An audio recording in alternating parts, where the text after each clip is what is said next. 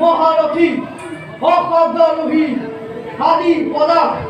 যত আছে বীরগণ নূর সকলকে পুরোপিটি করি সাক্ষী সালে তুমি হয় যখন চিন্তা করুন যে দেখুতারণ তব ভক্তি দুঃখন থাকতে হিজবে চতুর দেখে কুখর্জিত আমার বাহিনী গরম মুখী হলো তোমার কথা বলা ভাই কালীর যুদ্ধের দলে আলোচনা করিব গুরু দু না সাহায্য বলে দাদা বিলম্বরে নাই প্রয়োজন ভোলা